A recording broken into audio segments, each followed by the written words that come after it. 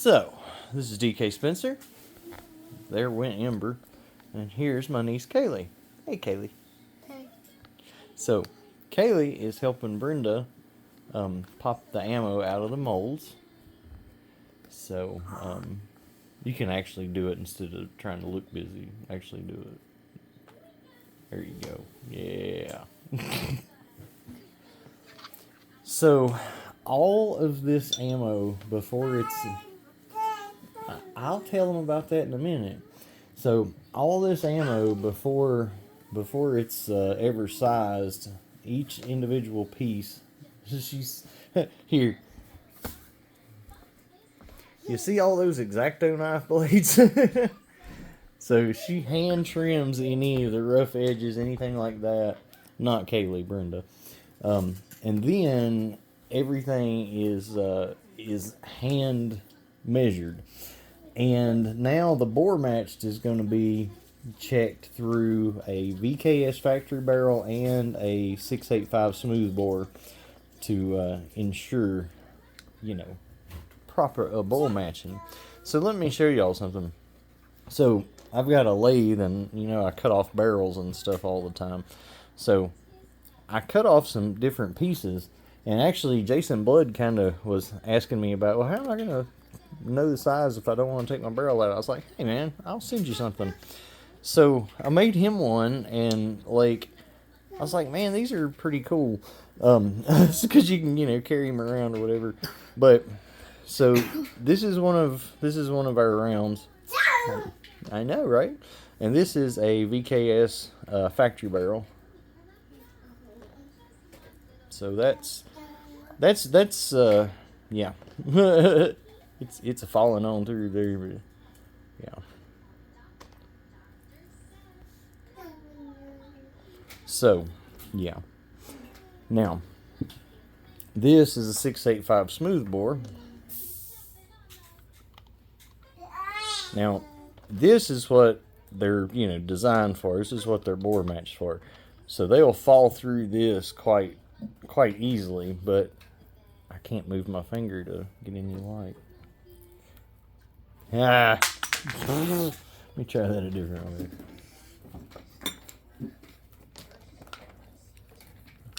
There. So you can see just that least little bit of gap. Okay.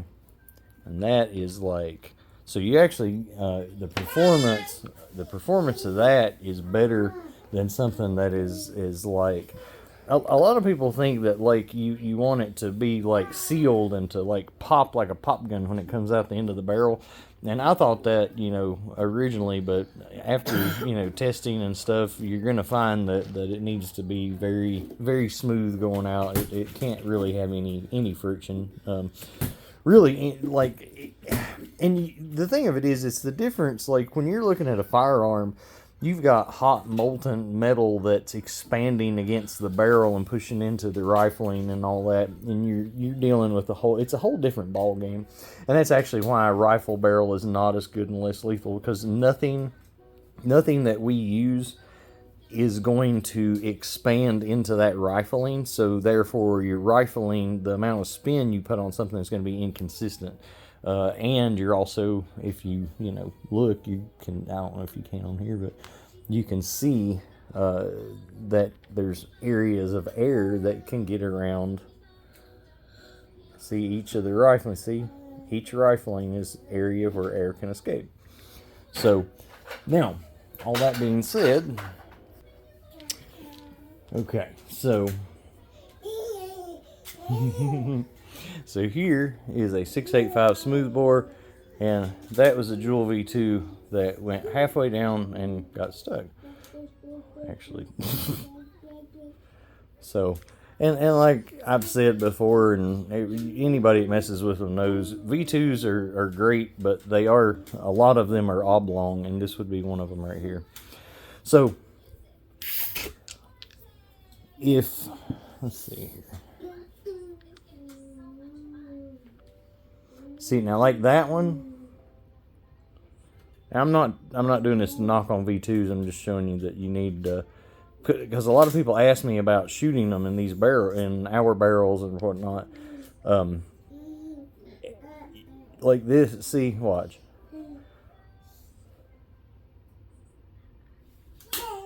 And you can turn it, there, and it just falls up. So there's no question that V2s are oblong.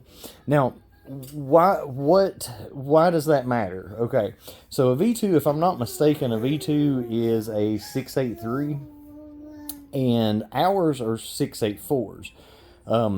And the V2s are made to be shot in the 686. Ours are made to be shot in 685. So we have a tighter tolerance, and that's why, because we're not dealing with a round ball that could be oblong. We're dealing with something that can only go through one direction. So we personally check the sizing on every single one of them against the two barrels before they're shipped out. So if you got the bore match stuff before yesterday, anybody that got the stuff before yesterday, if you check it, most of it will work in a VKS factory barrel. We found that there was like, see how these look? We found that, actually it was one of the other designs. But anyway, one of the little fin pieces on one of the molds was just enough to catch the rifling. It just was making it where it was not falling down a factory barrel, right? So that's why we were hesitant about telling people to use them. And now we've just started checking all of them against the factory barrel. So if you got them, check them. If you want to use them, you'll find a few that are not going to be adequate for the VKS factory barrel, but will still go down the smooth bore. And I know that's, a conundrum, but the reason being is the rifling and the little thing catching and whatever, and it's, completely, you can't even see what it is that's catching, but we finally isolated it, so it's kind of weird. But anyway, so I was about to drive myself nuts because I knew the factory barrel was bigger bore than ours, but yet we could drop something down ours and it'd fall straight through, and drop it down a factory and have to take a stick and push it through. And if you got to take a stick and push it through, I'm telling you, you're losing performance.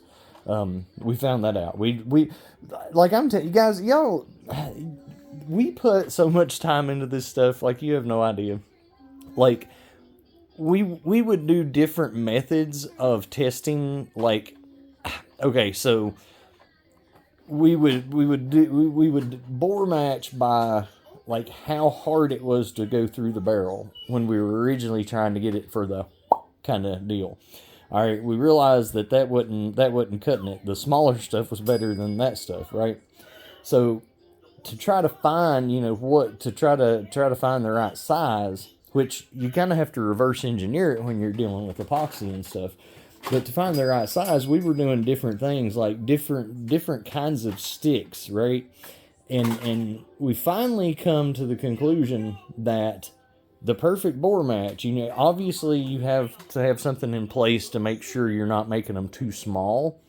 But we found that the perfect bore match, it should fall straight through the barrel. Like, there should be no friction whatsoever. That gives you your best numbers. It needs to be absolutely as big as possible, but not catch on anything, not be rubbing the sides as it goes through. There needs to be basically just nothing more than a pocket of air all the way around it. That gives you your best performance, and that is not the way it works with a that's not the way it works. I was getting ready to say I probably should just stop this if she's going to do that, but because she's more important than this. But anyway, it's not how it works with firearm. So it's it's a different game, different powers, different pressures, different materials that you're using. So it's completely different. So yeah, it was a learning curve, but I think we've got it nailed, and I love them. I love them a lot.